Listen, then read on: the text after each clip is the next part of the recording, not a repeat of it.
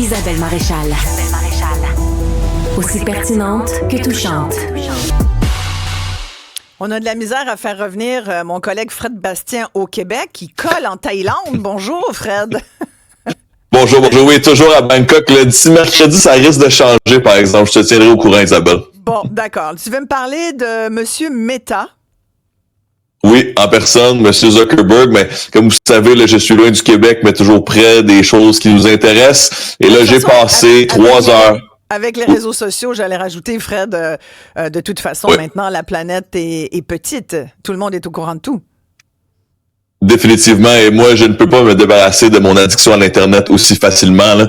Alors, effectivement, je me suis claqué les 3 heures Joe Rogan et Mark Zuckerberg. Mark Zuckerberg, fondateur de Facebook, président de Meta. Meta qui a Instagram, WhatsApp et Facebook sous son giron. Et c'était un podcast absolument fascinant pour tous ceux qui s'intéressent, oui, à la technologie, mais aussi à la politique américaine, encore une fois. Bon, tu en as parlé la semaine passée, c'était extrêmement intéressant de voir la nouvelle politique de Meta qui disent on va arrêter de faire de la vérification des faits par des personnes tierces, ça va maintenant être la communauté qui va décider ce qui est factuel ou non. Bien sûr, pour ce qui est de la prévention des crimes, tout ça reste en place, mais c'est plus au niveau de l'opinion et du giron de Facebook qu'on imite un peu Twitter. Alors là, pendant les 3 heures où M. Rogan a interrogé Zuckerberg, on a appris un paquet d'affaires. Bien sûr, il y avait beaucoup de relations publiques là-dedans. On s'attend à ce que M. Zuckerberg a été briefé par des professionnels pendant des heures avant d'aller à sa 2e présence à ce podcast. Il avait déjà été une première fois en 2022 à l'antenne de Joe Rogan. Et là, c'est vraiment intéressant de voir à quel point le personnage de Mark Zuckerberg a tellement évolué en si peu de temps. Même si on va voir juste une seconde en 2022, c'est son espèce de look qu'on disait à l'époque de robot, là, un peu quelqu'un qui ressemble un peu plus à un informaticien de sous-sol un peu blanc. Et entre-temps, ben, M. Zuckerberg a eu tout un changement de personnalité, là, puis plusieurs coïncident ce changement de personnalité avec son dans les arts martiaux. Parce que récemment, M. Zuckerberg a commencé à faire du jiu-jitsu et ça aurait changé sa perspective. Même, il en parle dans l'entrevue. Mais avant, tombons dans la politique. Des citations paraphrasées assez intéressantes. Par exemple, M. Zuckerberg dit « Américain devrait défendre les compagnies américaines. S'il ne fait pas, ben c'est la chasse ouverte auprès des autres pays. » Bon, on sait ici qu'au Canada, au Québec, il y a la loi C-18 qui empêche le contenu de nouvelles de se retrouver sur les plateformes de Meta. Ça ressemble un peu à de la législation européenne. Et dans l'entretien, M. Zuckerberg dit à Joe Rogan, j'ai calculé et les compagnies, le gouvernement européen, l'Union européenne, nous a envoyé des amendes de plus de 30 milliards de dollars dans les dernières années. Au total, si on additionne un petit quelques millions là, un petit 2 millions là, 2 milliards là, ici et là. M. Zuckerberg dit, c'est drôle, hein, c'est un peu comme si c'était un tarif d'imposer. Alors, on sent que il s'est rapproché de l'entourage de Trump. Ben, ne serait-ce que la semaine dernière, on annonçait que Dana White, le président du UFC, là, la ligue d'arts martiaux mixtes, était maintenant sur le board, sur le conseil d'administration de Facebook. Et Dana White, on sait que c'est un proche de Trump. Là. Ça serait lui qui aurait réussi à convaincre Joe Rogan de l'inviter dans son émission lors de la campagne. Alors, on sent on s'appuie un peu plus sur le gouvernement américain. Et moi, là, j'étais à l'UQAM, là, il y a presque 16 ans. Là, Facebook a maintenant plus de pouvoir que plusieurs gouvernements dans le monde. On en a ici aujourd'hui. On revient à M. Trump.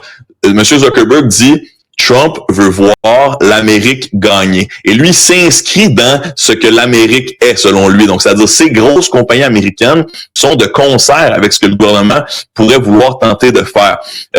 Il remet les cours de justice dans d'autres pays en disant, vous savez, ici aux États-Unis, ben, on a été attaqué par notre gouvernement, mais au moins, dans les cours de justice, on sait que il y a la loi et l'ordre qui règnent, alors que c'est pas nécessairement le cas dans tous les autres pays. Peut-être qu'on peut penser, là, entre autres à des problématiques qui ont eu lieu au Brésil avec certaines compagnies informatiques qui se faisaient, selon les fondateurs de ces compagnies ou les présidents de ces compagnies, se faisaient censurer un peu allègrement selon l'intention, là, le giron politique du juge en question. Et là, c'est là où on tombe dans vraiment l'essentiel de la fameuse politique de désinformation qui va maintenant être remise à la communauté, peu comme c'est le cas sur X, sur Twitter. Mais il dit, écoutez, s'il y a des sujets de conversation qui sont présentement débattus sur le plancher du Congrès aux États-Unis, s'il y a des policiers qui en débattent, peut-être qu'on devrait pouvoir aussi en discuter sur les médias sociaux. Et il donne un exemple très frappant. Il dit présentement, il y a un débat, un des membres du Congrès va dire, en fait, c'est pour justifier sa nomination, va se défendre de son idée que certains rôles de combat dans l'armée ne devraient pas être offerts aux femmes, carrément. Et c'est certains rôles de combat, là, je veux pas tomber dans cette histoire, mais ce que Mark Zuckerberg dit, c'est si on va en débattre politiquement au Congrès, on devrait avoir le droit de le discuter sur les plateformes, alors que l'ancienne manière de modérer sur Facebook, ne l'aurait pas permis parce que ça aurait exclut un groupe de personnes protégées par l'ancienne manière de voir la manière de délibérer. Alors, c'est un exemple qui peut faire mal. Un autre. Ce qu'il veut, là. Il peut bien dire ce qu'il veut, Fred. Mais en terminant, c'est vraiment fascinant de voir qu'il est quand même allé passer 3 heures dans un podcast. On va me dire c'est le plus important aux États-Unis, celui de Joe Rogan. Mais clairement, puis on en parlait beaucoup la semaine dernière dans les médias, clairement, c'est une tentative pour Zuckerberg de retomber dans les bonnes grâces, il l'a déjà été, de Donald Trump, là, parce que il y a l'autre, Elon Musk, là, qui a vraiment pris toute la couverte, là.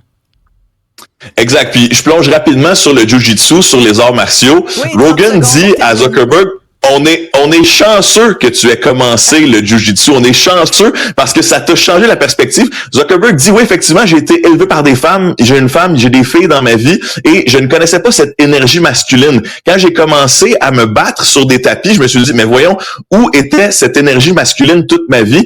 Zuckerberg dit qu'on a peut-être démonisé un peu trop l'énergie masculine dans les dernières années. Oui, on veut des endroits où les femmes se sentent bien et oui, c'est important que les compagnies ouvrent les portes à celles qui veulent avoir du succès. Mais lui dit que ça lui a ouvert les yeux de rouler sur un tapis et de se rendre compte qu'il y avait d'autres manières de voir l'être et l'humanité dans toute sa splendeur. Voilà, il suffit de donner quelques coups à quelqu'un sur un tapis et on redécouvre sa masculinité selon M. Zuckerberg. Eh mon Dieu, là, tu viens de nous ouvrir une porte, on pourrait discuter de ça beaucoup plus longuement. Je vais attendre que tu reviennes en ville. Merci beaucoup, Fred Bastien. Avec plaisir. Salut.